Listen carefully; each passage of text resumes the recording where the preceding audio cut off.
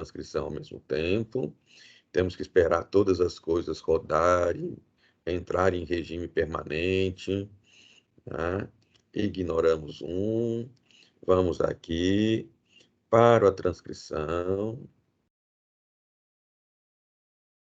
Agora parou, então só está gravando. Tá? Eu acho que a transcrição não serve de nada, né? Ainda mais que ele escreve em inglês, né? Então, se eu estivesse dando aula em inglês, poderia servir. Vou compartilhar minha tela com vocês para a gente começar. Não vou passar videozinho nenhum, então só vai o meu som de voz. E vamos aqui, o nosso curso de vibrações. Tá? Bom, gente, então, formalmente, boa tarde para vocês. Nessa aula, a gente começa esse módulo sobre medição da vibração. Ele vai se estender por mais uma aula. Temos aqui materiais, aulas que eu gravei, né, sobre esse tema. Estão bonitinhas, arrumei o layout, tudo certinho, para tentar fazer caprichadinho. Mas depois não dá tempo de continuar fazendo tudo ao longo do semestre, né? Tem sido puxado. Hoje estava em reunião com os professores, 8 horas da manhã, já estava em reunião com os professores, né? O bom é que essas tecnologias nos permitem esse tipo de coisa, né? Então, eu estou de licença médica, né, trabalhando de casa, né? Aí não faltam as aulas, né? Porque senão atrasa o programa. Consigo fazer a fisioterapia das 7 às 8. Às 8 eu já estou em reunião com os colegas, enquanto vou tomando café, né? E nessa reunião estavam conversando que o povo está cansado. Os professores estão cansados. Não era esse o tema da reunião, mas quando a gente vai fazer uma programação para o ano todo e descobre que entre cada semestre a gente tem 4 semanas apenas, a gente já tinha visto isso antes, né? Mas quando você interioriza isso, 2 semanas para encerrar o semestre, 2 semanas para começar o próximo, ou seja, não tem folga para o professor, né? Tá? Então, vai ser puxado, né? Então, e vai continuar desse jeito. Então, difícil eu conseguir, de repente, às vezes, gravar umas aulinhas para vocês, né? Não que eu vá desistir da ideia, não, porque eu acho que fica melhor do que simplesmente a minha fala aqui nesse momento. Tá? Mas então, para que é esse encontro, Alberto? Se esse material já está lá. É para dizer isso para você. Né? Olha, é importante a gente aprender como medir vibração.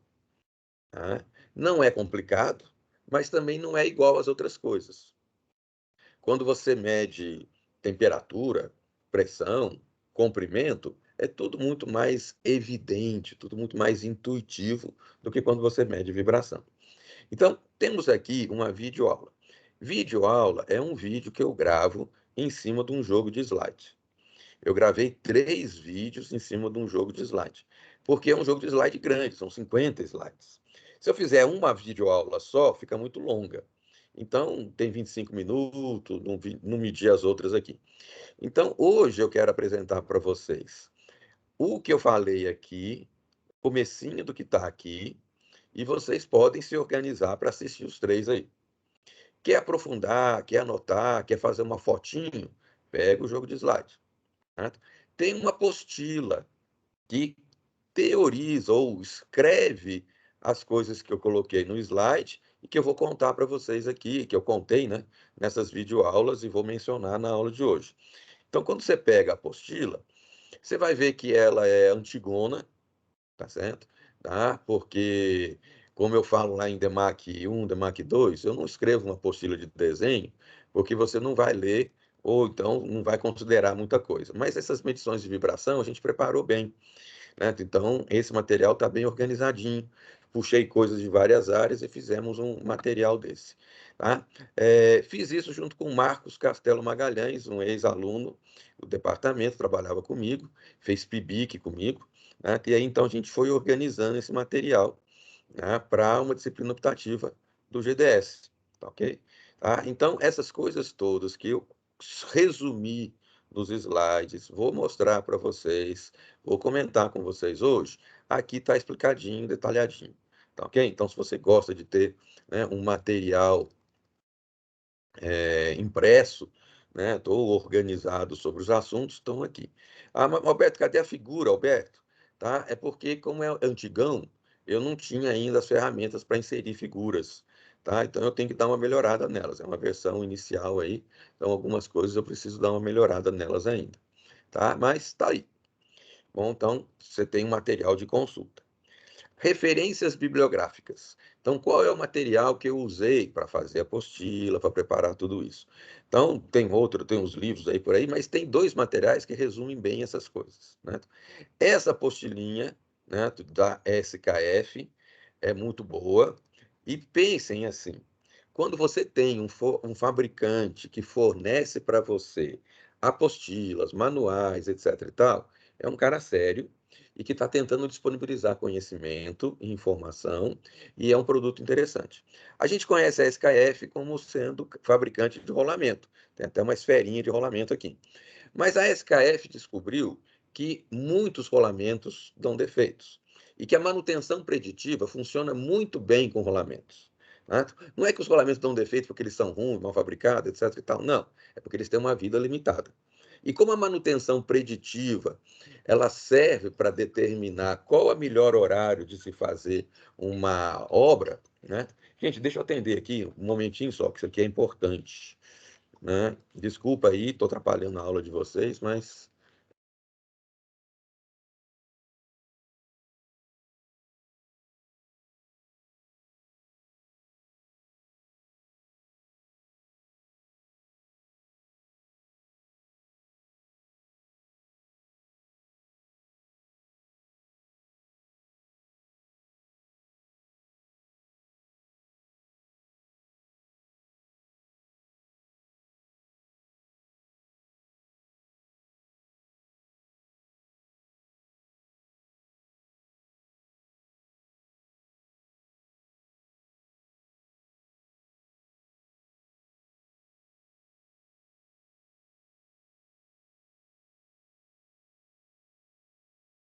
desculpa, gente, minha esposa estava enrolada e como eu estou dentro de casa, não consigo fazer as coisas, eu tenho que socorrer, atender quando precisa.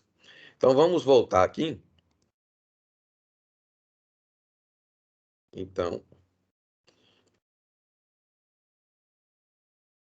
voltando aqui, gente. Então, a SKF é um tradicional fabricante de rolamentos. Rolamentos são projetados para ter uma vida determinada. Essa vida determinada, ela é estatisticamente calculada para a maioria dos rolamentos. Mas alguns podem falhar antes, outros podem falhar depois. Tá? Esse cálculo é bem feito, mas estatisticamente a gente conhece que tem a média, mas a gente tem as caudas, né? Tá? Alguns rolamentos falhando antes prejudicam enormemente as máquinas. E se o rolamento falha depois, a gente consegue economizar, replanejando a manutenção, a troca do rolamento e jogando isso mais para frente. Tá? Então, em vez de você trocar 2 rolamentos no ano, você troca 2 rolamentos a cada ano e meio, tá? A cada 2 anos. Tá um lucro enorme, né? Uma economia enorme, dependendo da quantidade de rolamentos que você tem que trocar, de máquinas e equipamentos. E como eu disse, já que o negócio é estatístico, se você tem várias máquinas iguais na sua empresa, que usam os mesmos rolamentos, algumas você vai ter que trocar antes, outros depois. A manutenção preditiva, ela vai medindo a vibração da máquina o tempo todo, e aí ela chega e diz, olha, está começando a vibrar demais aqui, pode ser o rolamento. Tá? Então, a SKF, que já fornecia os rolamentos, que sabia que isso era útil, que para o cara poder fazer um bom cálculo das frequências de defeito, ele precisa de informações que só a SKF tinha, ela, em vez de liberar as informações, ela botou no mercado um sistema de avaliação da qualidade das máquinas, das vibrações da máquina. Então, essa apostilinha deles aqui, ele vai falar um pouco de teoria de vibração, essa terminologia toda que a gente vai falar, já falamos da FFT. FFT é a transformada, né? Fast Fourier Transform, transformada rápida de Fourier. A FFT não é um gráfico. A FFT não é um jeitão de você apresentar, não é o resultado de uma medição. A FFT é um algoritmo que transforma do espaço do tempo para o espaço da frequência, do domínio do tempo, melhor falando, né? A gente vai do domínio do tempo para o domínio da frequência. Vai falar sobre os sensores que eles têm, tá certo? Tá?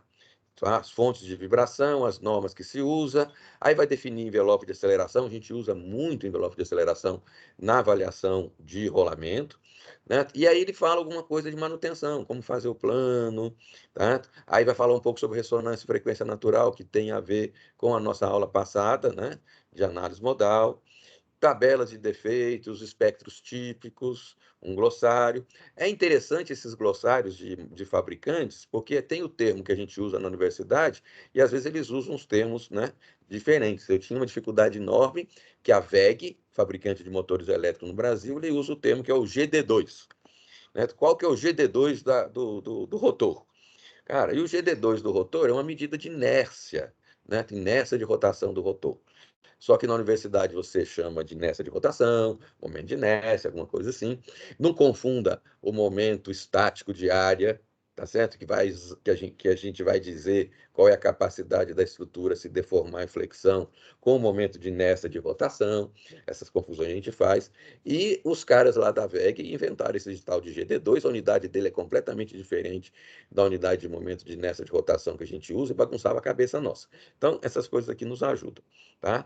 Bom, referência bibliográfica, deve estar citando o livro do Ewens, outros livros clássicos de vibração, tá?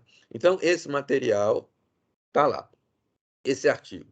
Esse artigo ele é interessante porque ele é prático, tá ok? Tá? Então, de novo, né? Também um artigo industrial, né? Quer dizer, o cara da indústria, cliquei errado aqui agora, tá? É um cara aí que presta serviços, né? De consultoria e tudo mais, e vai falar dependendo de como você monta um acelerômetro, tá certo? Ele vai afetar nas frequências de que você está medindo, né? Então, o teu resultado de medição vai ser afetado, tá? Isso aqui é uma coisa a mais. Nós vamos falar sobre esse assunto só na semana que vem, tá? Mas já está aí à disposição de vocês, tá? E eu deixei também essa conversa que eu tive com os estudantes no semestre passado, mesmo que voltei com vocês agora. Bom, eu não assisti esse, daí eu passei rapidinho nesses aqui para ver, relembrar o que eu falava neles, e não fui assistir esse aqui. Mas eu deixei esse lá, né? Então, de repente, se cair, der alguma coisa errada, etc e tal, você vai lá ver a minha conversa do semestre passado com os colegas de vocês. A desse semestre talvez esteja melhor. Bom, é muito a pretensão da minha dizer que eu melhorei a minha aula com relação do semestre passado. Se eu nem lembro direito como é que foi a aula do semestre passado. Mas é que eu estou tentando organizar o tempo. Talvez semestre passado eu tenha falado mais, né? E agora, com um pouco mais de experiência, eu vou centrar fogo naquilo que a gente precisa conversar. Legal, gente? Então, vamos lá. E o que eu quero falar com vocês é o que está aqui. Ampliamos aqui. A melhor coisa, quando está dentro do Edge, é simplesmente ampliar e ir passando, tá? Tá dando para ver aí direitinho? Tá sim, só que não tá em tela cheia, professor. Tá. Assim tá bom para ver, só que não tá tela cheia total. Não Não está em sei se tela o senhor cheia. Como quer é que eu colocar coloco em em tela tela cheia? cheia. Menos, Por mim, tanto mais. faz. Esse é o tela cheia? Ah, mas você só esticou ele, né? Ler em voz alta. Né? Eu gosto de usar o outro lá, mas aí eu, com preguiça, eu botei esse aqui hoje. Né? Aí ele dá para só riscar, se eu quiser riscar, eu consigo. Esse, aquele lá. Esse eu Assim tá escrevi. bom, professor, Vamos relaxa. lá. Então vamos lá, gente. Medição da vibração. Tá? Que às vezes eu gosto do slide inteiro. Se tiver ruim, eu diminuo, tá? Vamos lá.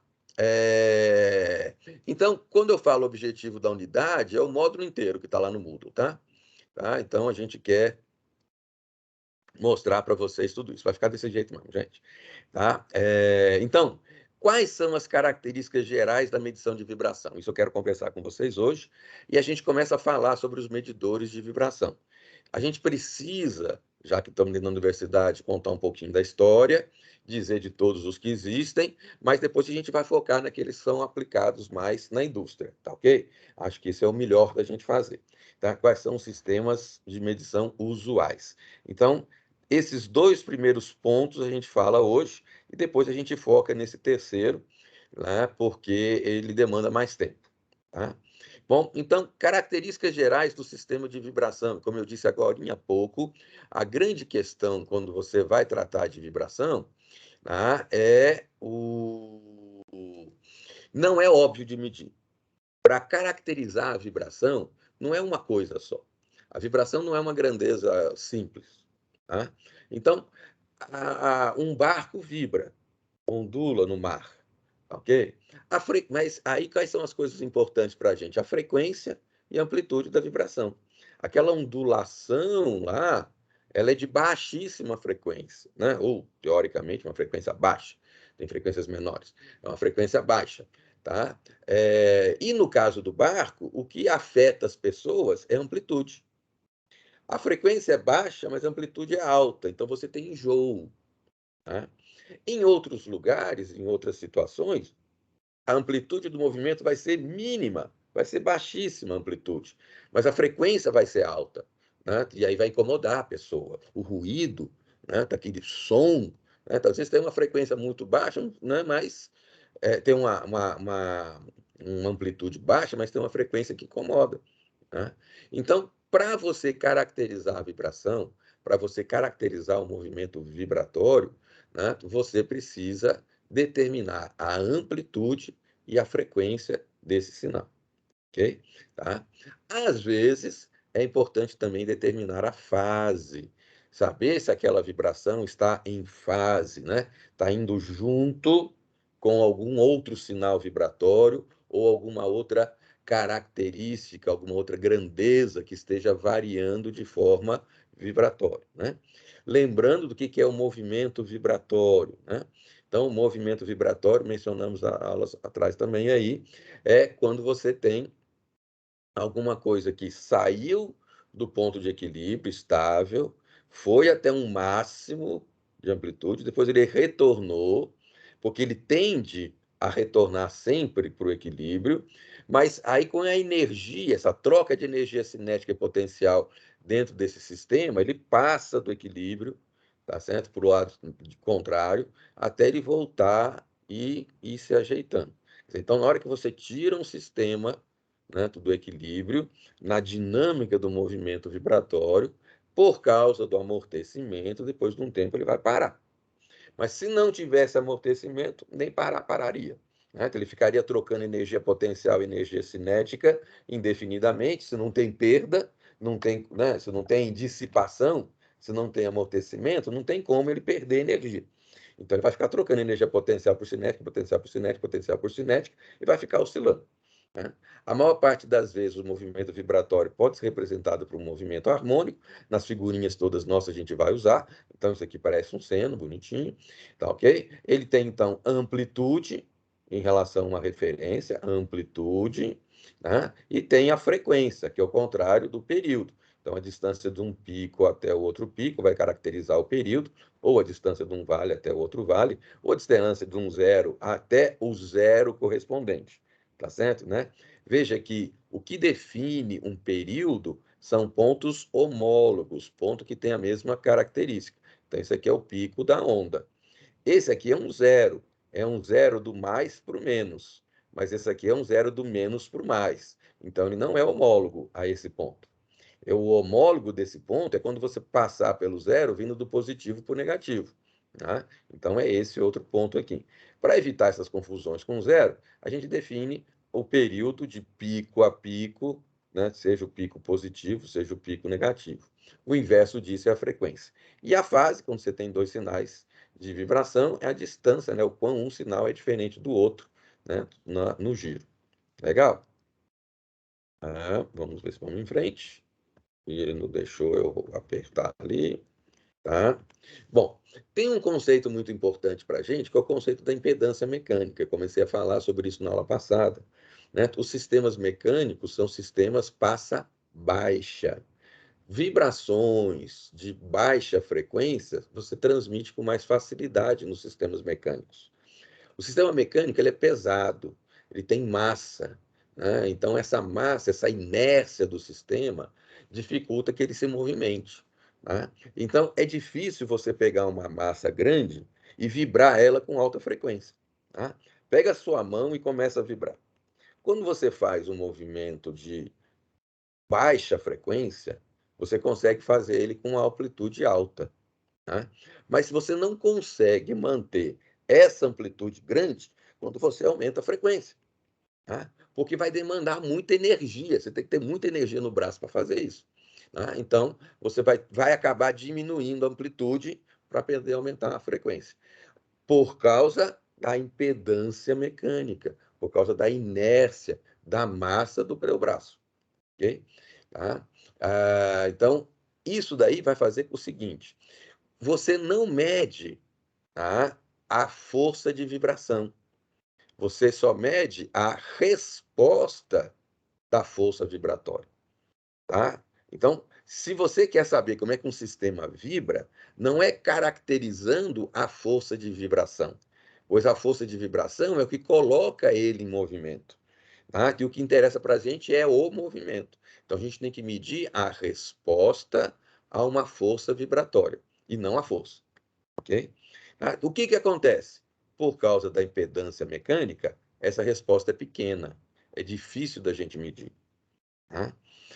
E os sistemas mecânicos, eles não são lineares, ou seja, por causa da possibilidade de ressonâncias e tudo mais, você tem problema, tá? E você vai ter mudanças enganosas da amplitude do sistema, mesmo que você mantenha uma força constante, tá? Bom, apesar disso estar escrito aqui junto com não linear, mas o que está por trás disso não é nem a linearidade ou a não linearidade. O que está por trás disso é a ressonância. O sistema pode ser linear, ele vai ter ressonância. Se você excita com uma força perto da frequência de ressonância ou na frequência de ressonância, a sua resposta não vai ser pequena, a sua resposta vai ser grande, porque o sistema está ressonando. Não porque a força está fazendo o sistema vibrar daquele jeito, mas por causa da ressonância, que faz com que exista esse aumento, né, da energia vibratória por causa da natureza do sistema. Ok?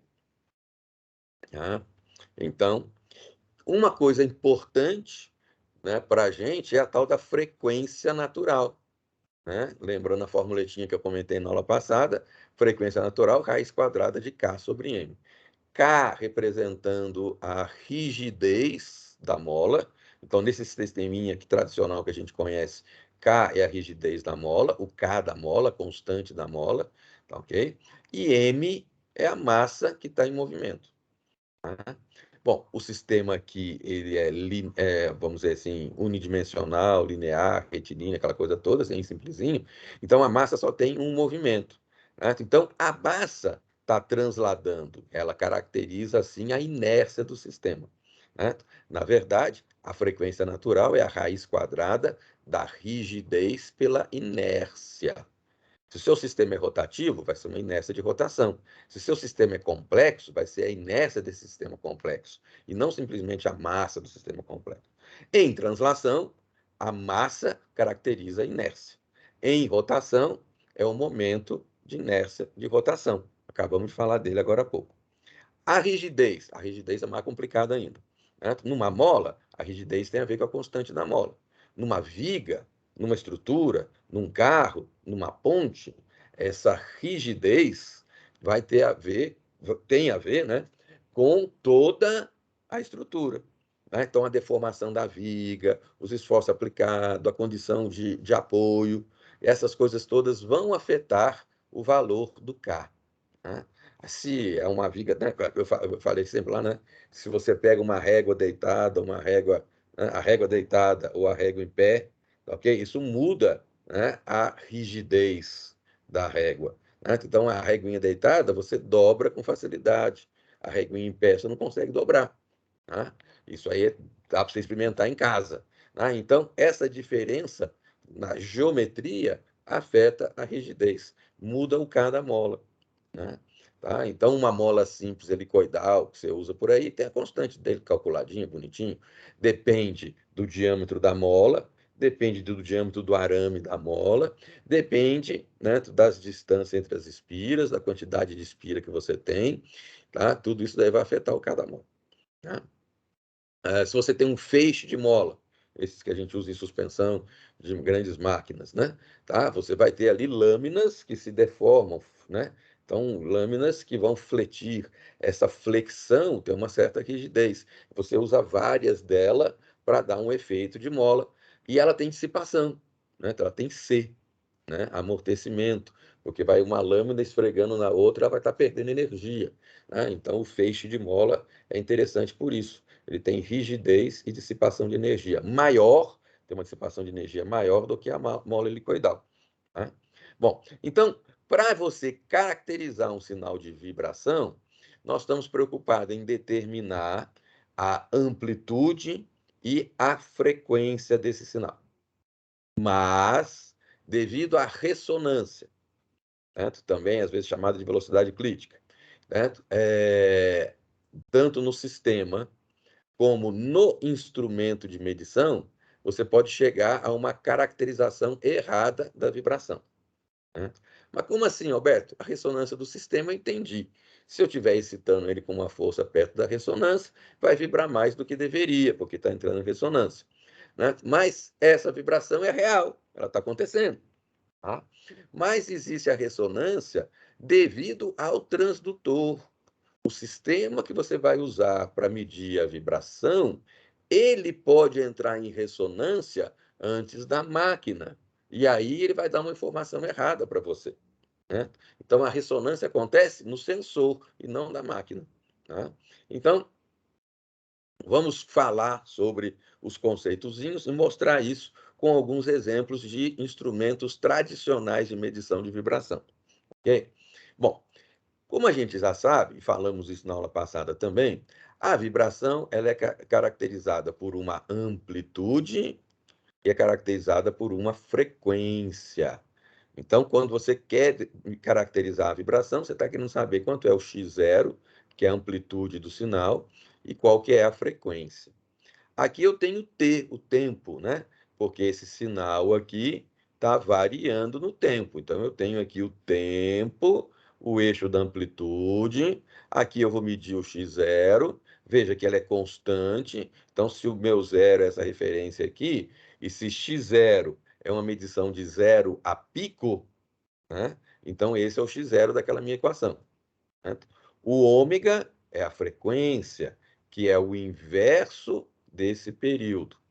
E o φ que aparece lá, né? Psi, né, que aparece lá, acho isso. O psi vai ser, né? Esse aqui, tá? É o φ, né? Vai ser, não é o psi, é o φ. Ele vai ser a fase, ok? Tá? Então, esse termo aqui mostra como é que vai evoluir no tempo, e o tempo começa no zero e vai embora enquanto você estiver medindo, tá certo? O ômega, certo? Tá? Vai ser medido em ciclos radianos por segundo, né?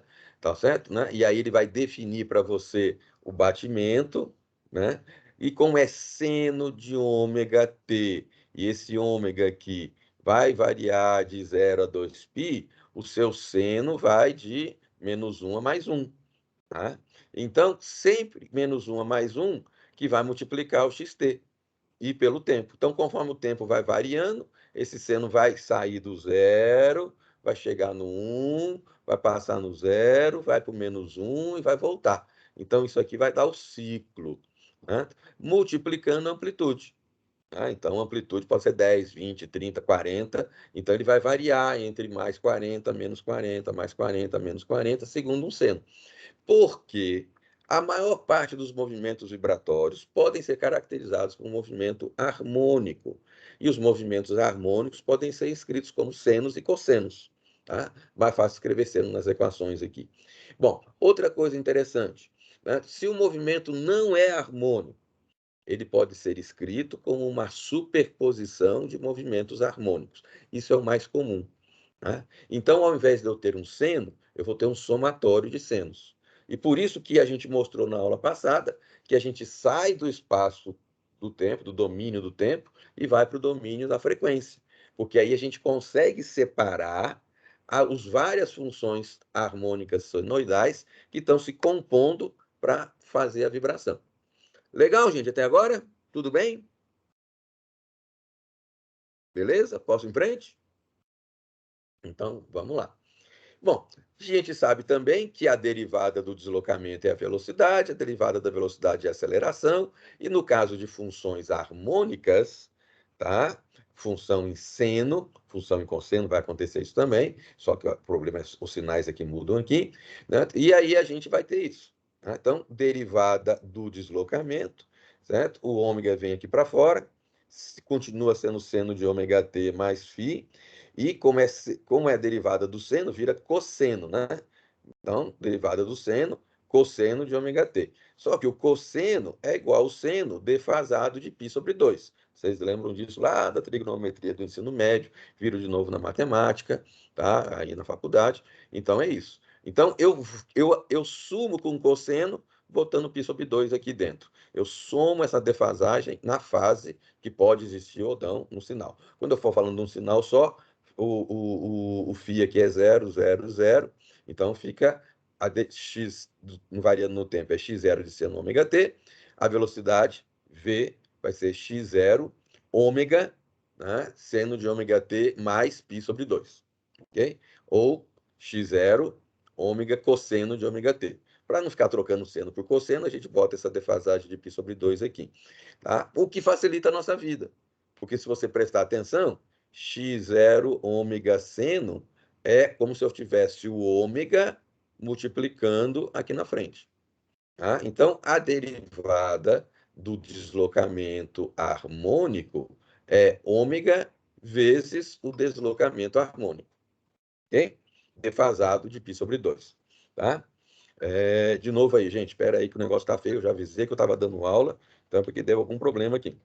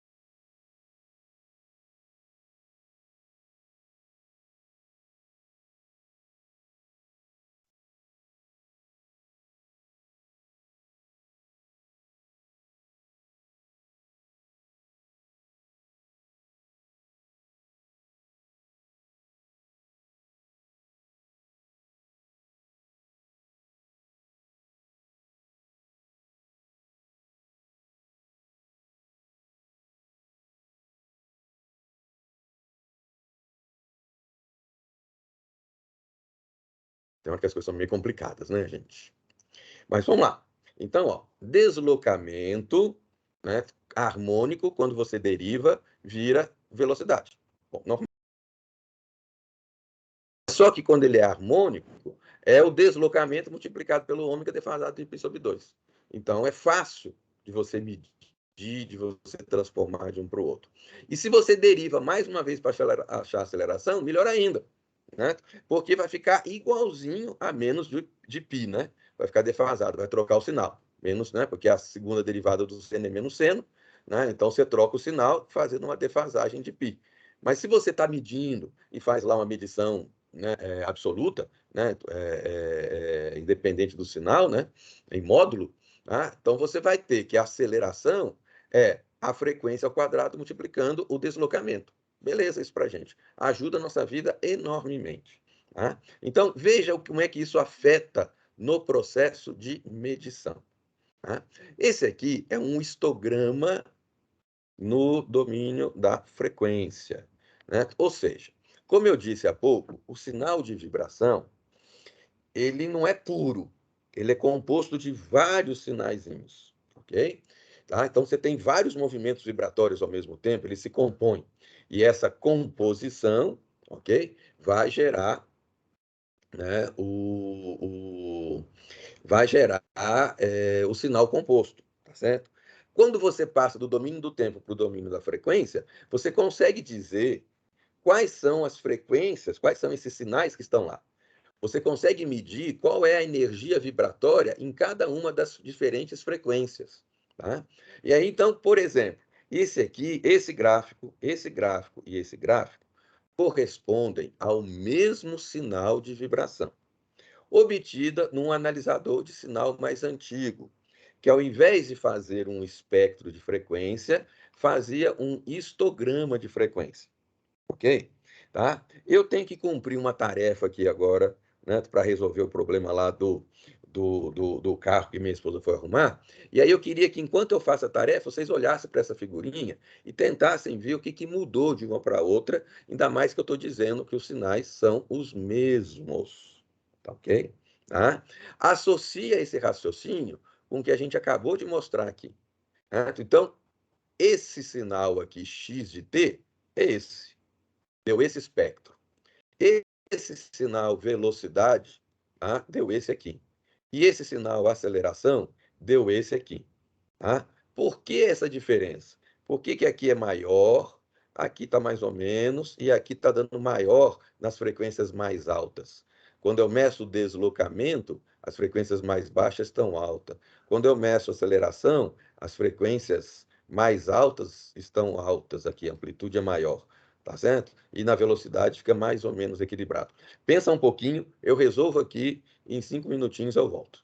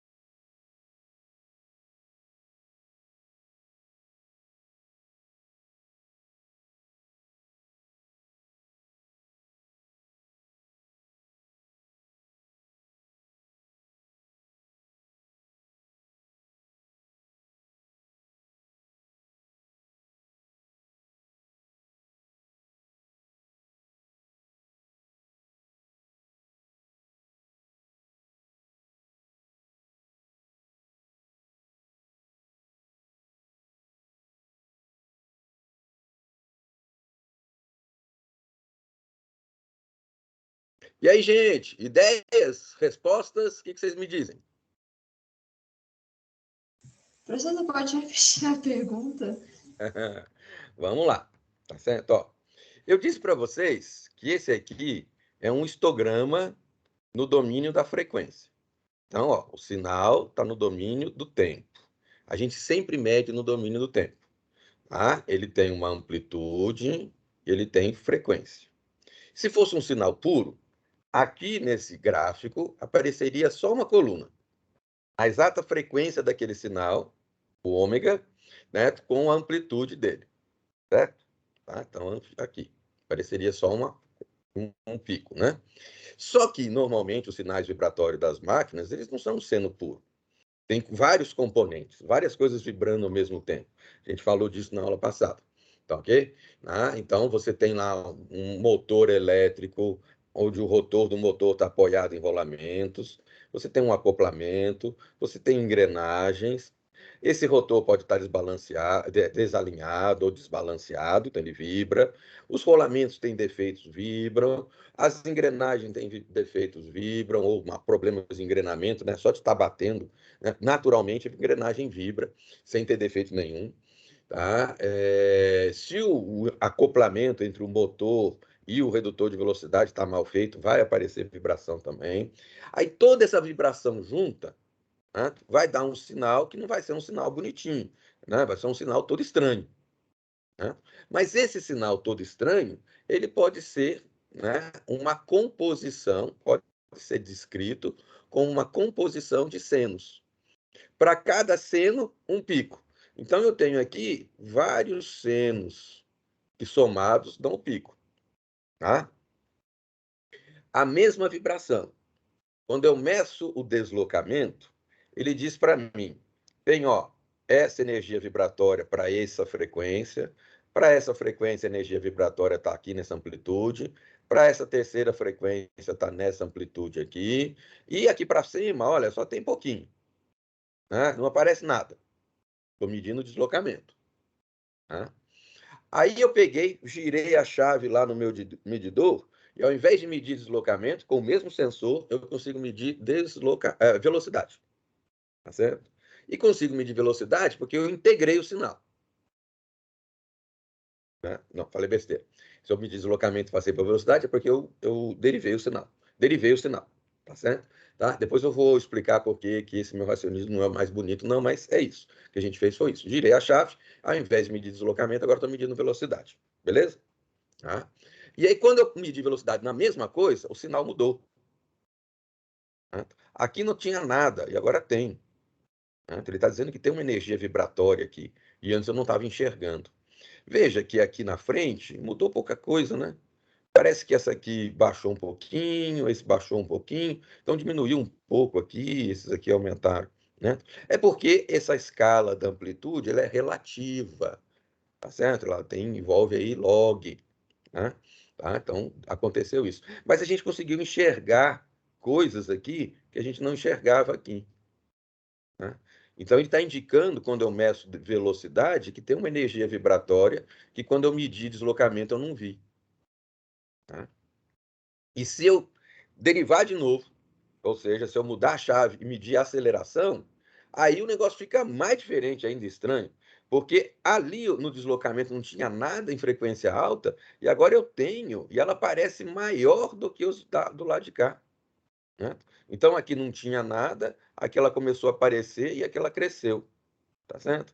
Vocês têm aí, com base no que a gente acabou de mostrar aqui, uma ideia de por que isso acontece?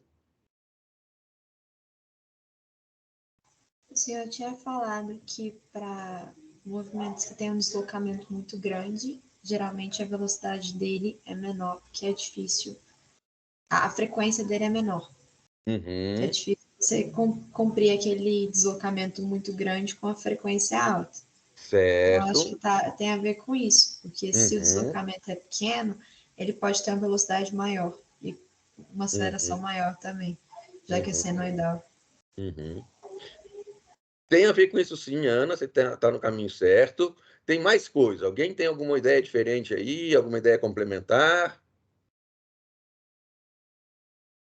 Professor, Hum, Matematicamente é por causa da frequência, né? Que passa multiplicando quando você deriva. Isso, Aí eu só não sei exatamente. fisicamente o que significa. Uhum, tá? Então, ó, veja lá.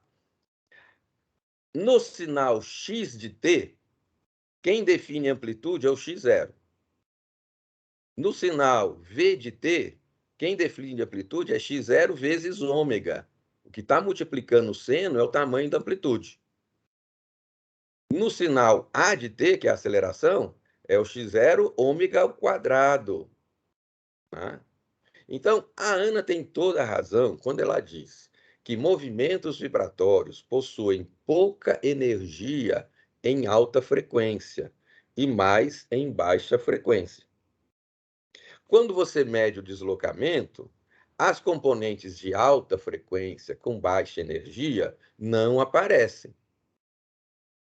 Mas por causa desse detalhe matemático, em que aparece o ômega aqui multiplicando, tá? Esse ômega, quando a frequência é alta, é um valor alto, vai multiplicar o deslocamento pequeno e vai fazer ele ficar maior. Né? Então, ele começa a fazer aparecer as frequências mais altas quando você está medindo em velocidade. Né? Agora, como o ômega na aceleração está ao quadrado, né? Tá? O ruim é que aqui, na hora que eu escrevi aqui, ficou W, né? Mas isso aqui é um ômega e um ômega ao quadrado. Como o ômega ficou ao quadrado, a frequência está ao quadrado, né? Ela aumenta ainda mais nas frequências altas, porque quanto mais alta a frequência, o quadrado vai ficar mais alto ainda, vai multiplicar o x0 do seno de ômega t, que é igual ao deslocamento. Tá? Então, esse primeiro gráfico aqui, ele está mostrando o deslocamento. Eu consigo enxergar bem as baixas frequências por causa que a amplitude é maior. Eu tenho menos necessidade, o sistema consegue vibrar melhor em baixa frequência, porque a energia necessária para botar ele em vibração é pequena. Então, ele vibra muito em baixa frequência. Ele não consegue vibrar em frequências muito altas. Então, a amplitude do movimento na alta é menor. Agora, esse sinal aqui do meio é o mesmo. Tá? A única coisa que eu fiz foi girar a chave. Em vez de medir deslocamento, vou medir velocidade. Tuf, ele ficou assim, praticamente. Tá? Como eu estou multiplicando tanto as baixas, esse valor ômega aqui é baixo, multiplico o x0. Mas o x0 era alto. x0 alto vezes uma frequência baixa dá um x0 médio. Tá? Agora, x0 baixo vezes uma frequência alta dá um x0 médio também. Então, a frequência compensa a pouca energia do sistema vibratório causada pela impedância mecânica, que faz com que ele seja mais difícil de vibrar em frequência mais alta. Então, a gente junta o que a Ana falou, junta com o que... Quem falou que eu não vi o nome, gente? Fernando, professor. Fernando, tá? Eu estava achando que era o Fernando mesmo. Tá ok? Né? A Ana é fácil de saber que a voz é diferente. Né? Tá bom? Devo pegar a ideia, gente? Deu sim, professor. Bom, e o que acontece quando você mede em aceleração? Puf! Quando você mede em aceleração, você eleva a frequência ao quadrado. Então, você tem uma frequência baixa elevada ao quadrado, multiplicando um sinal alto. Mas você tem uma frequência muito alta, elevada ao quadrado, que vai ficar mais alta ainda, tá certo? Multiplicando uma coisa que é baixa, então ela distorce o gráfico ao contrário. Então, deslocamento, você enxerga bem o que está acontecendo em baixa frequência. A aceleração, você enxerga bem o que está acontecendo em alta frequência. Legal? E velocidade, você enxerga bem quase todo mundo. Lembre que o gráfico ele é relativo, né? Então, o fato de ter baixado e sumido aqui, não é que você não enxergue esse sinal, mas ele está muito pequenininho. E aí os instrumentos de medição têm suas limitações. Né? Então, ele não vai conseguir ter resolução para enxergar tudo. Então, você vai perder alguma coisa. Às vezes, você tem um sinal de vibração, né, bem mais complicado do que isso. Você tem componentes de baixa frequência e componentes de alta frequência. E o teu sistema de medição só enxerga até 1000 Hz. Mas você tem componente de 2000, 5000. O que você vai ter que fazer? Vai ter que girar o botãozinho e aí transferir a medição para cá. Então, você vai medir de 0 a 1000, depois de 1000 a 2, depois de 2 a 3, de 3 a 4, de 4 a 5, para poder medir tudo. Então, você vai ter essa informação aqui dividida. E aí, então, você não consegue enxergar tudo ao mesmo tempo. Tá bom? Deu para pegar a ideia? Por que esse gráfico tem essa modificação? Deu Então, sim. é o Professor, mesmo. Oi, fale. eu fiquei com uma dúvida. Porque eu acho que eu lembro de vibrações 1. Lembro que a amplitude de ressonância, ou a vibração de ressonância, a frequência de ressonância, ocorre quando o sistema está em ressonância, é quando ocorre as maiores amplitudes, né? Certo. Uhum. Aí então, se eu quisesse medir qual é a frequência de ressonância de um sistema, eu usaria o gráfico de frequência, essa amplitude, medindo a velocidade? Tá. Então, vamos lá. São duas coisas diferentes, né? Vamos pensar aí. Né? Voltar aqui nos gráficos, né?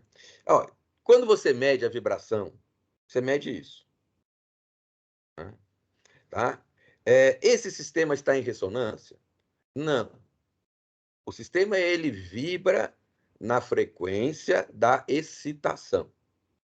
Tá? Então, uma coisa você pode ter certeza, um sistema é linear. Se você excitar ele com uma força de 10 Hz, ele vai vibrar em 10 Hz, independente de qual seja a frequência natural dele, ok? Independente de qual seja a frequência natural. Excitou com 10 Hz, vibra em 10 Hz. Excitou com 15 Hz, vibra em 15 Hz. Excitou com 1000 Hz, vai vibrar em 1000 Hz.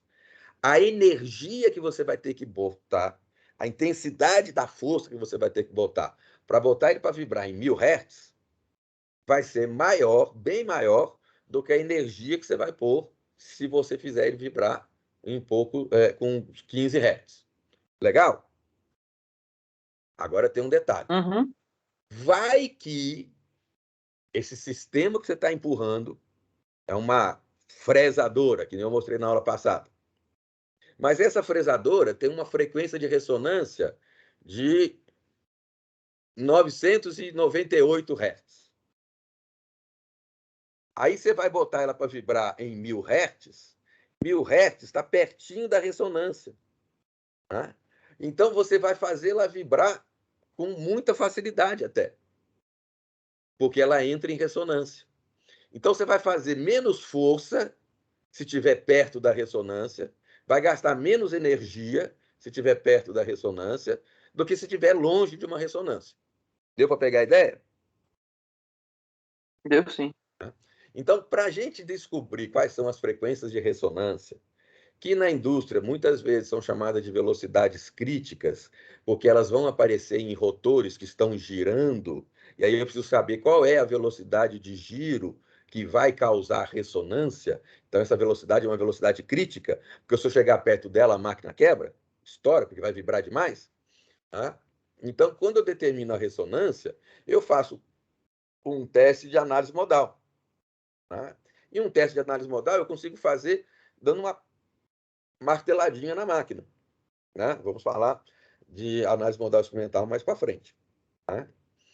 E o que eu estou mostrando aqui é um negócio um pouquinho diferente, porque vamos continuar aqui nesse sinal. Você foi lá e mediu a vibração e apareceu isso daqui. Né?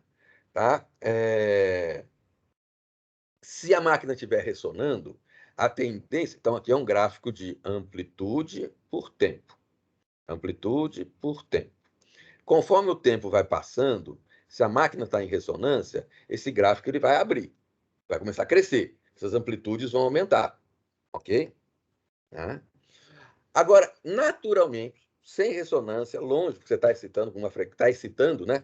Fazendo ele girar, fazendo a máquina balançar numa frequência longe da ressonância, ele balança desse jeito aqui. Tem hora que ela aumenta, tem hora que diminui, tem hora que aumenta, diminui, etc. E tal. É porque ressonou, não, não, tem nada a ver. O que a gente está vendo é de que existe uma somatória de sinais, uma composição de sinais de diferentes frequências, tá? E aqui você vê, você tem um sinal que tem uma amplitude mais alta, né, nesse período aqui. Veja que esse pico, esse pico aqui. Estão com uma certa distância, né?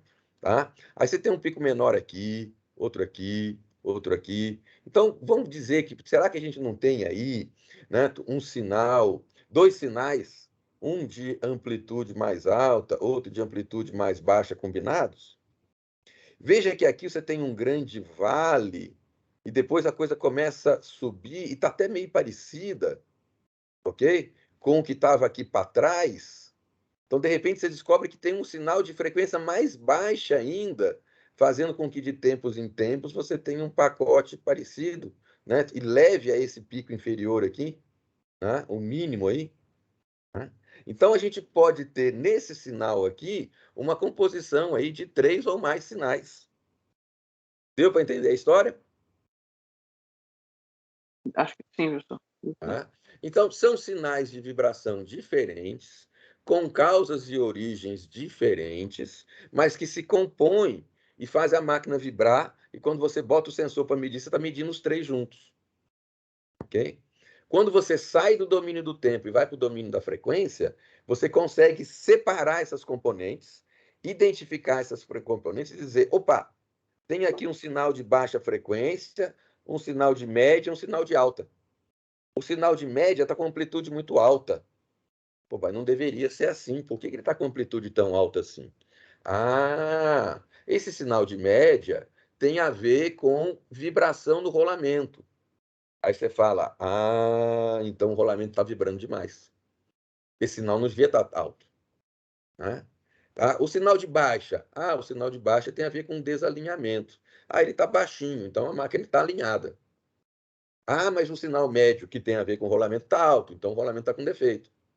Aí, por isso que apareceu a tal da manutenção preditiva. O cara chegou e falou, vou medir a vibração, vou fazer a transformada para o domínio da frequência, vou ver em que frequência está a maior carga de energia, onde tem mais energia vibratória.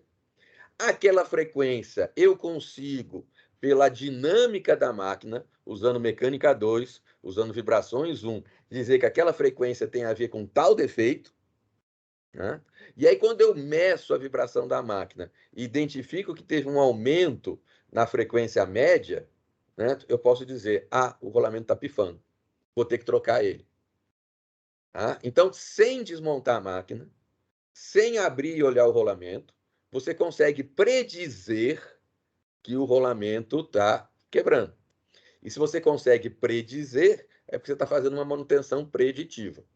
Tá? Essa é a vantagem de você medir vibração para avaliar a situação de condição de funcionamento da máquina.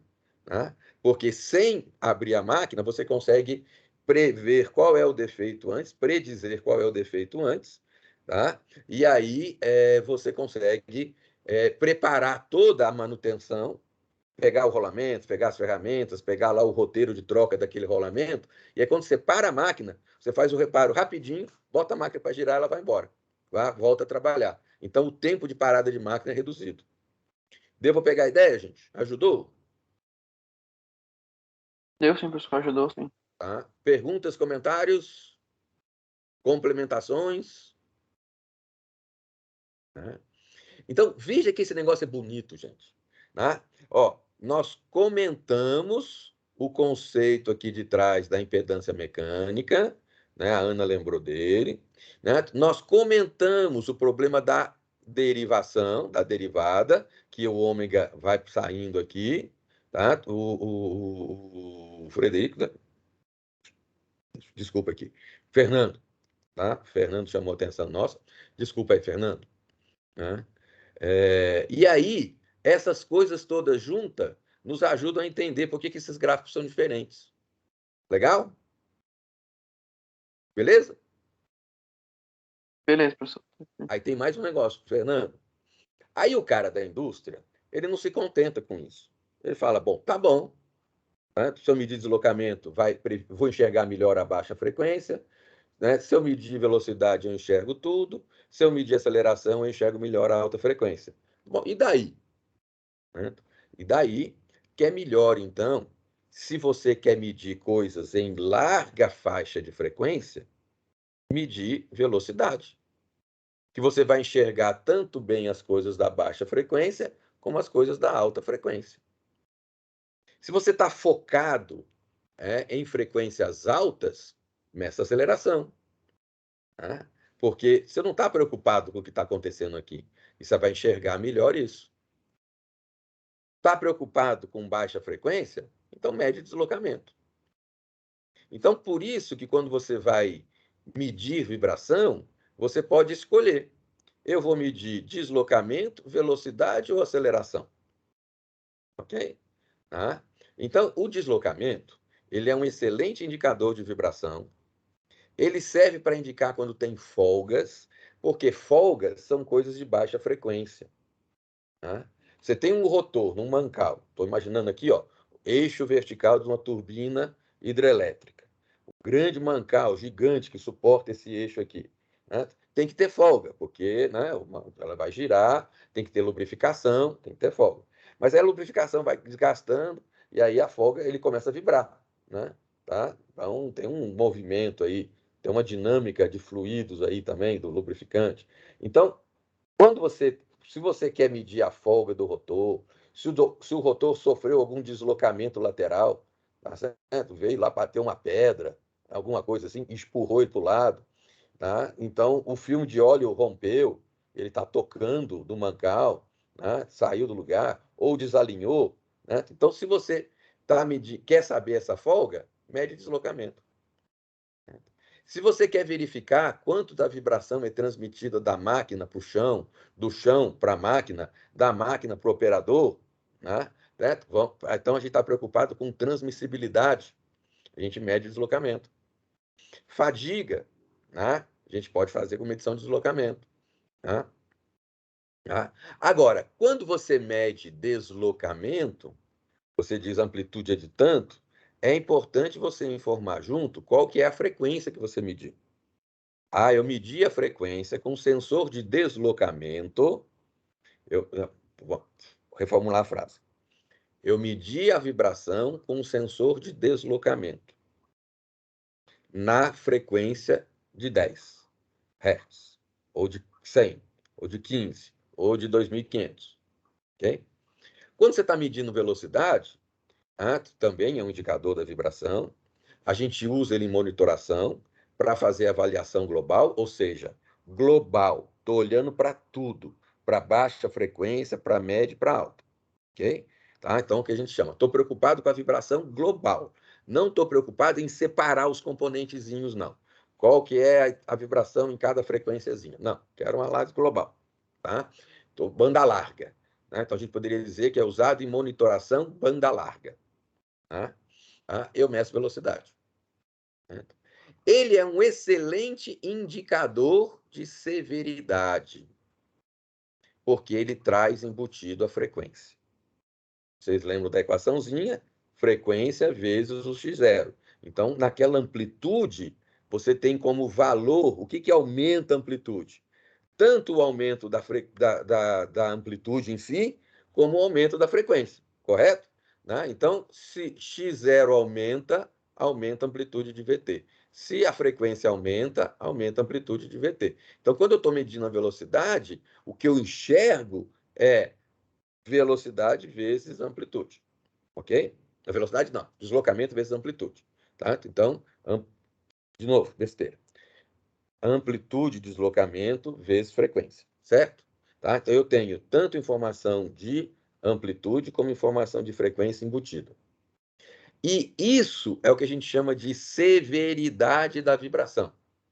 Uma vibração é mais severa, mais intensa, se a amplitude aumenta ou se a frequência aumenta. Ok?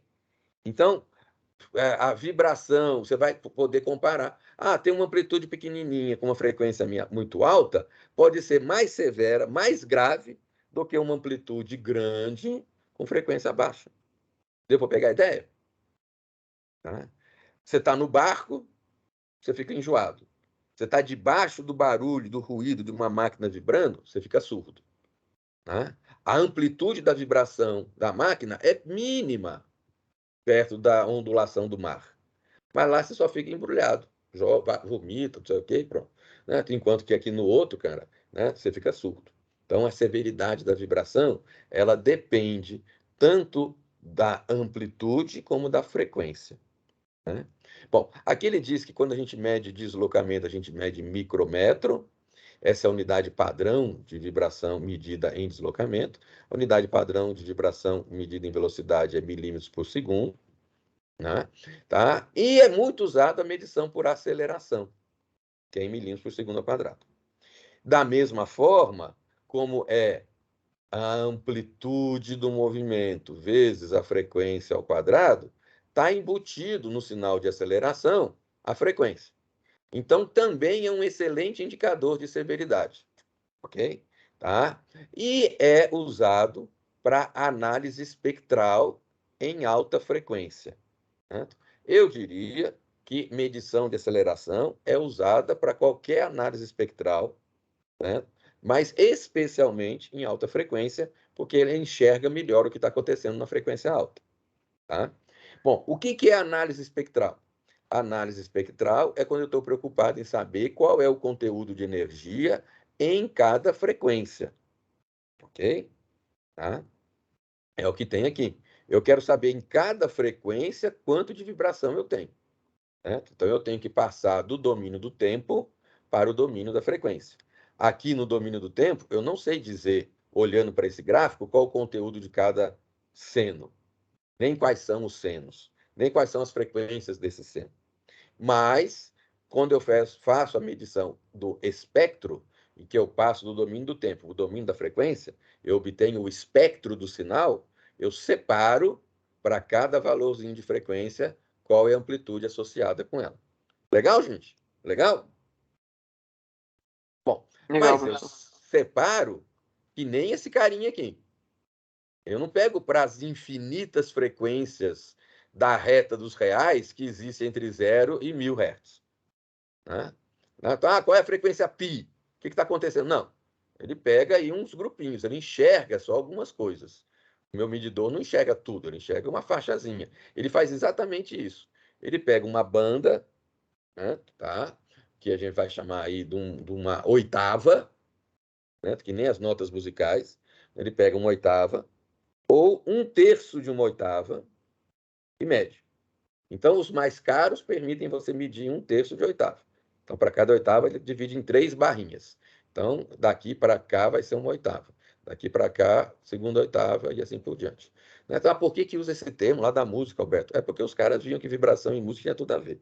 Tá certo? Frequência, música tem tudo a ver. Tá? Então, medidor de uma oitava, medidor de um terço de oitava. Então, vamos imaginar que cada uma desses aqui é um terço de oitava, né? Então, ele vai pegar de uma frequência X, né? Aí ele joga a oitava para cima, divide por 3, ele pega nessa frequência X mais um terço da oitava, e aí ele pega tudo que está naquela faixa e coloca num valor aqui no meio. Puf, e diz lá, ó, a frequência tal tem tanto. Ok? Tá? Então, isso é o que a gente faz na análise espectral. O espectro de frequência vai trazer isso. Tá? Bom, podemos fazer um espectro a partir da velocidade? Podemos. Podemos fazer um espectro a partir do deslocamento? Podemos. É só usar a FFT, transformada rápida de Fourier, um algoritmo que passa do domínio do tempo para o domínio da frequência. Só que quando você faz isso e medir o deslocamento, você vai enxergar bem o que acontece em baixa frequência.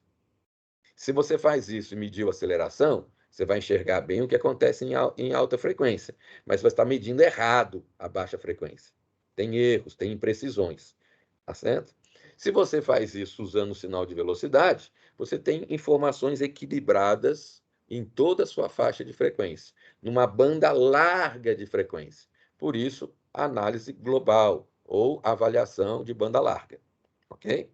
Tá? E a análise espectral permite você olhar bandas estreitas, né? Então, permite olhar o espectro de vibração, tá? Em cada frequência, ou um terço de oitava, ou uma oitava, você tem uma informação naquele grupo de frequência, a energia vibratória é tanto. Beleza? Posso ir em frente? Tá? Mais Pode um sim, pouquinho. professor. Legal. Mais um pouquinho, então. Tá? Bom, aqui a gente tem umas coisas importantes, que são as formas de quantificar o sinal de vibração. Tá? Então, veja que aqui eu tenho a indicação bem, né? Tá? Imagina que você tem uma linha zero passando aqui pelo meio, tá certo? Tá? Uma medição zero a pico é que nem naquele gráfico dali, né? Que é mais fácil de visualizar ainda.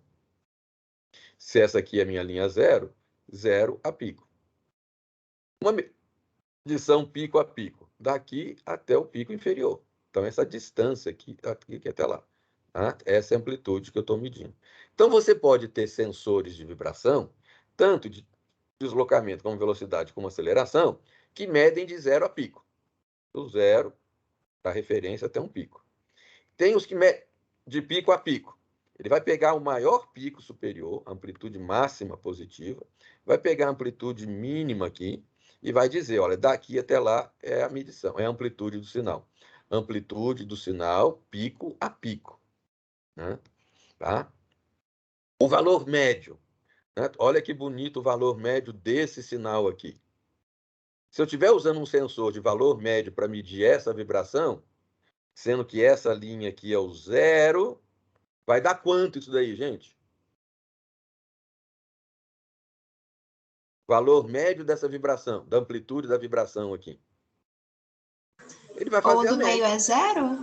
É, Então vai dar zero. é isso, entendeu?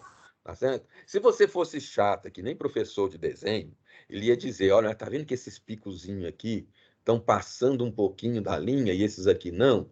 Então vai ter um restinho negativo aí, né? Tá certo? Tá? Não, mas é porque professor de desenho é chato, né? Tá? Mas então é isso. Um medidor de valor médio, dependendo do sinal, se ele for harmônico, dá uma informação completamente errada. Né? E aí tem o tal do valor RMS. Esse valor RMS é legal da gente botar na cabeça. Tá? Ele vai evitar que isso aqui desse zero. Que nem a Ana chamou nossa atenção agora. Tá? O que o valor RMS faz? Ele pega o negativo e joga para o lado positivo e faz a média. Né? Teórica, né? Seria um jeito de dizer, né? Na verdade, o que ele faz é o seguinte: ele mede, ele faz uma integral, né? O valor médio também é isso, né? O valor médio, o que ele faz? Ele pega e calcula a área, né? Por isso que eu falei que se eu calcular a área para cima e a área ali para baixo, como tem aqueles pedacinhos para baixo, vai dar uns pedacinhos negativos no somatório das áreas ali, né? Tá? Então ele calcula a área, é um somatório de áreas. Né? Então você pega um intervalo de tempo, um período T, intervalo de tempo, né? Que não é o período do sinal vibrante, é o período que você passou medindo. Então você gasta, vou medir isso durante o intervalo de tempo T, vou calcular a área que está embaixo da curva ali, para lá, para qualquer coisa, eu vou ter o valor médio. Né? A área para cima positiva, a área para baixo negativa. Se for simétrico, vai dar zero. Certinho, Ana. O RMS ele faz o seguinte: não, vou calcular a mesma coisa, 1 sobre T, intervalo, vou fazer a média num determinado tempo, só que eu vou pegar o sinal e levar ao quadrado, então tudo aquilo que era negativo virou positivo, tá certo? Tá? E depois eu tiro a raiz quadrada, né, para isso. Então, o valor RMS é o valor médio da raiz quadrada, da raiz do quadrado, tá certo? Tá? É a média da raiz do quadrado do sinal, tá? Então, eu peguei o sinal f, elevei ao quadrado, tirei a raiz, calculei a média, ok? Tá? E aí posso botar para lá ou para cá, então dá na mesma. Tá? Então, o valor é RMS. É o valor que a gente faz, né? Quando você bota a tomada, você diz que o valor é 127, né? 127 Hz, tá certo? É o RMS, né? Da sua, né? Onda aí de tensão, tá certo? Zero a pico, pico a pico, valor RMS, tá? Então, conhecem o valor RMS também como valor médio quadrático? Conhece o valor RMS também como valor eficaz. O povo lá da elétrica fala muito disso, certo? Tá? Então, na mecânica a gente vai falar mais de RMS, né? Tua amplitude média quadrática, amplitude RMS, né? O povo da elétrica gosta muito do eficaz, né? O valor eficaz da onda. Legal? Beleza? Deu para entender isso aí também? É o mesmo sinal, só que são formas diferentes da gente quantificar a amplitude. Legal? Tá? Podemos dizer que a amplitude do sinal é de 0 a pico, é de pico a pico, ou o valor RMS. O valor médio acaba sendo um pouco usado. Tá? Isso é interessante, porque você, engenheiro mecânico, vai comprar uma máquina. E aí você chega para o cara, eu quero um ventilador com uma vibração máxima de 2 micro. Certo? Aí o cara te vende. Tá aqui. Aí você bota a máquina para funcionar e fala, não, mas tá dando 4. Eu falei que no máximo era 2. Ah, mas você não disse se era 2 pico a pico ou se era 2 de 0 a pico. O meu é 2, 0 a pico. Se você está falando de um máximo pico a pico de 2, então eu estou com o dobro. Porque é 2 para um lado, 2 para o outro, está dando 4 que você está medindo. Então, quando você vai especificar uma vibração, a amplitude máxima de uma vibração, você tem que dizer, essa máquina tem que trabalhar com uma vibração máxima de tantos micros, 0 a pico, ou RMS. Beleza, gente? Então, importante. Tá? O fornecedor vai tentar te enrolar para vender o produto mais barato, porque quanto menos uma máquina vibrar, mais cara ela vai ficar, né? Porque vai ter que ter mais elementos para amortecer a vibração, o cálculo, o projeto dela vai exigir isso, né? Então vai ter menos folga, né? Então vai ficar mais caro. Né? Então, se você especificar errado, se não especificar com o detalhe certo, o cara, né, abusa disso aí. Tá? Bom, então, essas coisas que eu falei para vocês estão aqui, tá certo? Tá? Medição 0 a pico indica choque, tá? Bom quando você quer medir folga. Esse pico a pico indica choque também e tensões, porque é mais intenso, tá? Nenhum desses dois aqui tem boa informação sobre a história. O valor médio tem informação sobre a história, porque já que eu estou integrando, né, num intervalo de tempo, eu estou fornecendo uma informação dizendo, olha, ao longo desse tempo, a vibração estava desse jeito. Okay?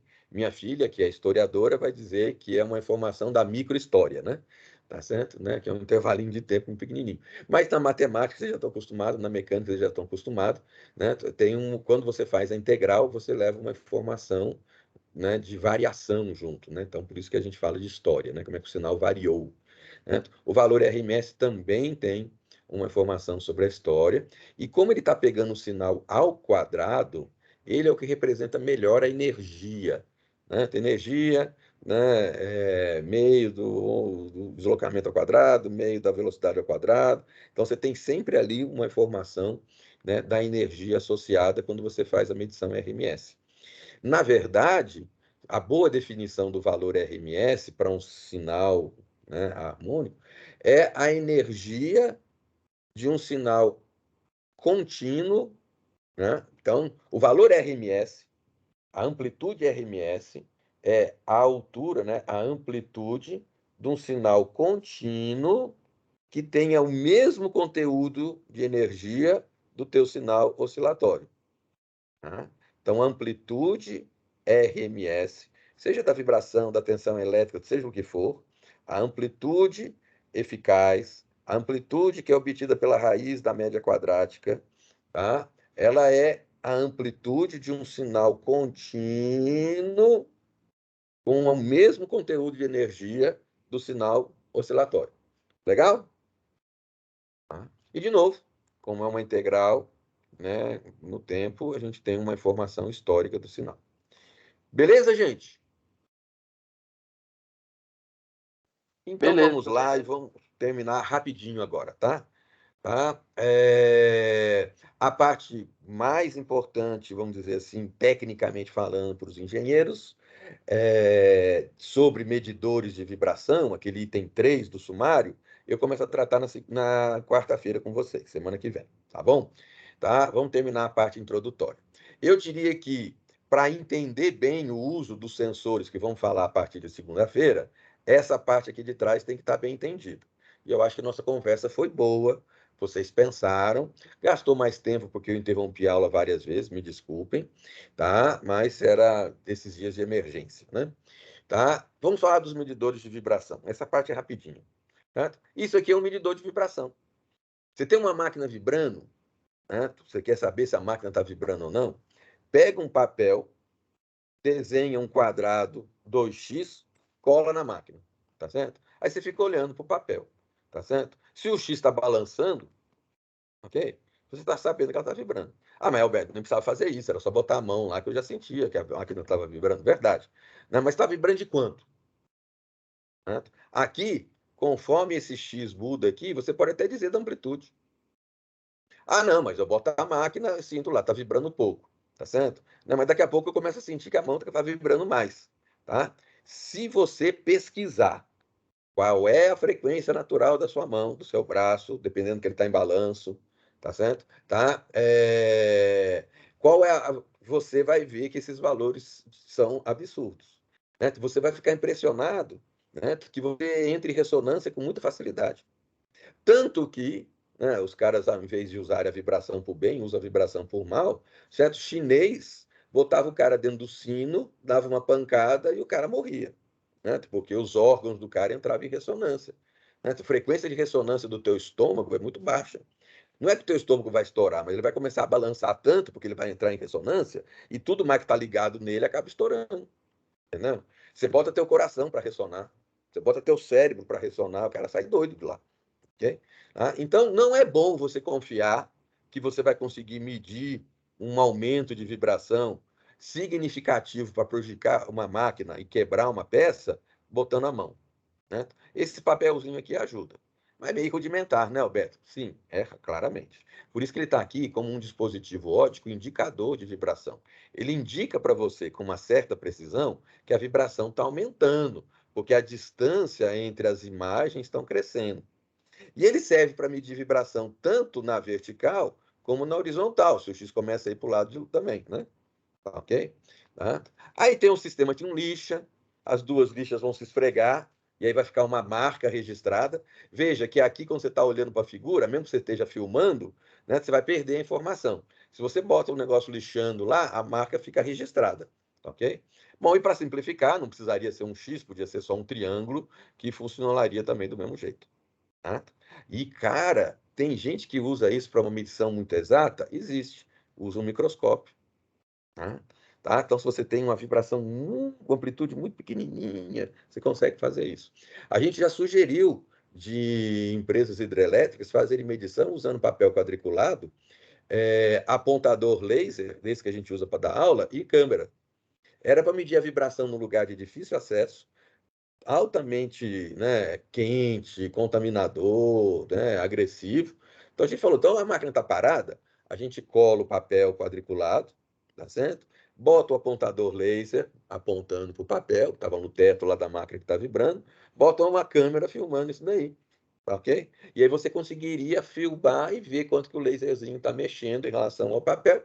Ou, normalmente, a gente punha o que a gente queria avaliar era quanto que a máquina estava distorcendo para um lado e para o outro. Então, era melhor colocar o laser na máquina, né, e o papel na superfície fixa, né, que não vibrava. Ok? Aí a gente conseguia quantificar isso daí. Medições. Tá bom? Bem rudimentar, mas usando o quê? Os conceitos fundamentais. Tá? Esses aqui são os dispositivos que começaram a fazer sucesso. São chamados vibrógrafos, que aí o negócio já começa a ficar bom. Tá? Você tem mais exatidão, mais confiabilidade, tá certo? A dispersão, as incertezas são menores, então você consegue medir bem. Né? Esse sistema, né, ele é formado por um elemento de massa, uma mola e o apoio. Esse apoio você fixa na máquina que está vibrando. Então, a força vem da máquina que está vibrando. Tá? Mas ele age sobre um sistema medidor. Por isso que a gente falou, você não mede a força, você mede a resposta da força. A força vibratória da tua máquina faz o teu sensor vibrar, e aí você mede a resposta do seu sensor. E essa resposta da vibração do seu sensor tem que te indicar com qualidade, precisão e exatidão, tá certo? Tá? Ou melhor, precisão não é a boa palavra, com exatidão e baixa dispersão, né? Baixa incerteza, qual é a vibração da tua máquina. Né? Agora, se você tem uma massinha presa numa mola, e aí você prende nessa massa uma canetinha, né? Conforme você tem uma força vibratória, esse sistema aqui balança, ok? E conforme ele balança, a canetinha vai oscilar na frequência da vibração da máquina, porque o sistema é linear. Se a vibração aqui é uma força vibratória de 10 Hz, a massinha vai balançar com 10 Hz. Então, você vai ter aqui direitinho. Se a força aumenta, a massinha balança mais. Se a força diminui, a massinha balança menos. Então, esse seno vai ser maior ou menor em função da amplitude da força. Legal? Com exceção de se você está perto de uma frequência de ressonância. Frequência de ressonância do sensor. Né? Porque mesmo que a força seja pequena, se a frequência dessa força é a ressonância desse sisteminha massa-mola, ele vai balançar muito, apesar da máquina não estar balançando tanto. Então, esses sistemas aqui, eles são limitados no uso dele pela frequência de ressonância do sistema. Ok? Bom, eu diria que isso acontece com qualquer sensor de vibração. Tá? Sensor laser, não, mas né, vibração. Sensor livre vai ter outras limitações. Tá? Devo pegar a ideia? Bom, o que o cara fez? Para o seno aparecer, ele botou o papel se movimentando com uma velocidade constante, porque se o papel não se movimentar, vai ficar um rabisco aqui. Certo? Tá? Então, você tem que fazer com que esse papel se movimente com uma velocidade tal que esse sinal não fique um em cima do outro. Então, você consegue ver a evolução. Bom, aí esse é o sistema direto, porque a massinha balança e já balança o ponteirinho ou a canetinha que vai fazer a marca. Aqui não. Aqui você tem um transdutor. Né? Então, vamos entender a palavra transdutor. Ele transduz, ele traduz. Tá certo? Então, ele pega o deslocamento que está aqui, que é um deslocamento mesmo, medido em milímetros, mas aí ele traduz isso para tensão elétrica ou corrente elétrica. Certo? Então, ele traduz isso, então é um transdutor de deslocamento. Tá? Ele mede o displacement, né? E traduz isso para energia elétrica. Bom, aí como esse sinal às vezes é pequenininho, ele amplifica, bota lá e ele vai tocar uma maquininha e vai fazer o gráfico. Beleza, sem problema nenhum. Ou vai ter um indicador digital, ou vai botar o gráfico na tela, que nem um osciloscópio faz, alguma coisa assim. Beleza, gente? Tá? Então, são isso. Tá? Agora, veja, as medidas são sempre no tempo. Né? Então, toda medição é no tempo. Os medidores de vibração mais usados são os que a gente chama de medidores eletromecânicos.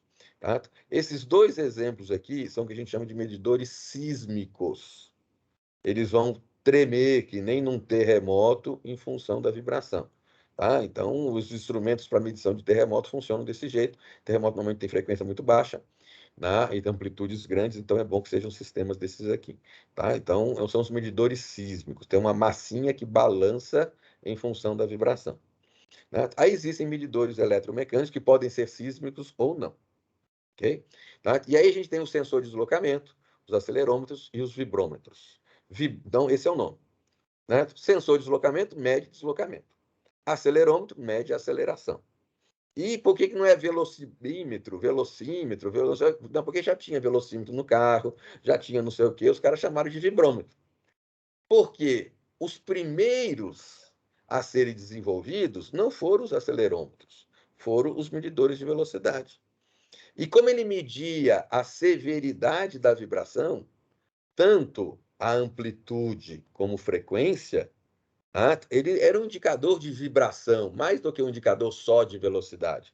Tem frequência embutido. Então, chamava ele de vibrômetro, ele mede a vibração. Okay? Eles são muito usados. Vibrômetro ou são medidores de velocidade muito usados na indústria. Aqui tem um exemplo de que ele está mais ou menos na mesma proporção. Tá? Um medidor de deslocamento ele é pequenininho, mas ele precisa de uma série de equipamentos juntos, porque o sinal medido de deslocamento é pequeno. Então, eu preciso fazer a transdução dele, amplificar e etc. e tal. Corrigir um punhado de coisa para fazer uma boa medição. Tá? A sensibilidade deles é isso. O vibrômetro eu pego na mão. Pego na mão e boto em cima da máquina e ele mede com muito mais precisão, com muito mais exatidão, confiabilidade e menos incerteza do que a minha mão vibrando lá. Ok? Né? Mas com a evolução dos materiais, descobriram o tal dos materiais piezoelétricos.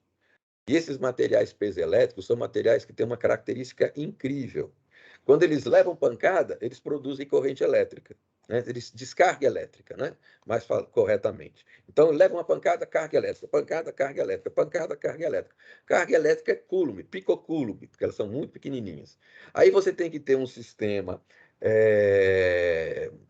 que vai pegar essa carga elétrica e transformar isso em tensão elétrica, ok? Aí você vai medir a tensão elétrica e aí você sabe qual é a tensão que você está medindo, qual é a relação entre pancada e carga elétrica produzida no sensor peso elétrico. Você consegue, então, com isso, medir a vibração, né? E os acelerômetros, então, eles têm a vantagem de serem pequenos e precisos, né? Exatos, confiáveis, com baixa incerteza, tá? Os tacômetros servem para medir rotação. Eles têm um sistema bem diferente, tá? Então, uma máquina está rodando, você cola uma chapinha na máquina. Cada vez que aquela chapinha passa na frente do sensor do tacômetro, ele emite um pulso, ok? Emite um pulso. Então, fica fácil você medir qual é a rotação da máquina. Ele vai dar uma volta a cada pulso, né? Então, você contou lá no segundo 3 pulsos, está com 3 rotações por segundo, tá certo? Né? Legal? Beleza? Bom, existem os medidores laser, né, em que você vai ter, então, um equipamento que emite um feixe laser. Você vai apontar esse feixe laser para a máquina que está vibrando, tá certo? Essa máquina, como ela está vibrando, a distância entre ela e o sensor, né, o elemento emissor do laser, varia. Se ela varia, usando o efeito Doppler, que a onda vai, que a onda vem, se a vibração está indo ou se a vibração está vindo, vai afetar a onda laser refletida. E aí, medindo essa defasagem entre a ida e a volta, você consegue dizer qual é a intensidade da vibração e qual é a frequência da vibração da máquina. Legal? Então, com o laser, você consegue fazer medição sem contato. Ele não precisa encostar na máquina para medir, né? Bom, existem outros tipos de sensores sem contato. Mas medição laser serve para você fazer medição em máquina. Você já viu os caras usando isso aí para fazer alinhamento de roda, ok? Vão usar laser também para fazer alinhamento de máquinas, tá? E serve também para você fazer testes em alto-falantes, que você tem intensidade de vibração muito alta. E pensa, como é que é um alto-falante? É uma membranazinha que vibra com o sinal que você está mandando para cá. Se eu pegar um vibrômetro e encostar ali, certo? Eu vou furar o alto-falante. Se eu pegar um acelerômetro e colocar ali, ele vai ter que vibrar o alto-falante e o acelerômetro. Ele vai ter que carregar a massa do acelerômetro, tá certo? Então, não vai ser o alto-falante. Você vai estar medindo a vibração do alto-falante com o acelerômetro montado em cima. Pegaram a ideia? Né? Com o laser, como não tem contato, é só onda que vai, onda que vem, você não afeta a medição. Se vocês lembram bem lá das aulas com o professor Piratelli, né, ele vai dizer para vocês, né, da importância que é você medir sem afetar o que você está medindo. Se o professor Piratelli não disse, os professores de física falaram, e gostam dessas coisas, né? Tá? Ainda mais se fosse o professor de física que gosta de falar de física quântica e tudo mais lá, né? Que não consegue medir a velocidade e a posição do elétron ao mesmo tempo, né? Esse princípio lá da incerteza. Tá? Então é interessante isso, né? Você não pode criar um sistema de medição que afete o que você está medindo, porque senão seu resultado fica ruim, fica errado, é falso. E na medição de vibração, isso é um risco grave o tempo todo, né? Se você colocar um sensor muito pesado em cima de uma viga que está vibrando, você não está medindo mais a vibração da viga, você está medindo a vibração do sistema, viga e sensor. Okay? Veja, a viga tem uma massa e uma rigidez e ela vibra. Quando você bota o sensor em cima, você aumentou a massa da viga. Então, mudou o resultado da vibração. Tá? Bom, por isso que existem sistemas de medição industriais, onde a gente usa sensores de proximidade sem contato e onde a gente usa acelerômetros, mais do que os vibrômetros. Né? Por quê? Porque os acelerômetros são pequenininhos perto dos vibrômetros. Eles vão afetar pouco o sistema. E existem acelerômetros hoje muito pequenininhos, né? Você deve carregar pelo menos 3 quando você sai andando com o seu celular, ok? Né? Ele vai estar medindo vibração em X, em Y, em Z e as rotações, ok? Tá? Então, é lindo isso. Tá? Você tem acelerômetros, né, dentro do seu, né, celular. Vai ser temas de um outro seminário aí, no seminário 2, vamos falar dos sensores de medição e vai dar para vocês brincarem bastante com isso. Né? Bom, um sistema industrial de medição é composto por vários elementos e a gente vai ver isso na quarta-feira. Legal, gente? Beleza? Dúvidas, perguntas, comentários? Tudo certo, professor. Beleza, então. Gente, muito obrigado. Estão dispensados. Espero que tenham aproveitado a aula de hoje. Vou de novo para a gravação, baixar, né? Parar de compartilhar minha tela. Aos poucos a gente retoma as aulas, começa a lembrar dos rituais, né? Termina de falar, para de compartilhar a tela, para a gravação, despede dos alunos.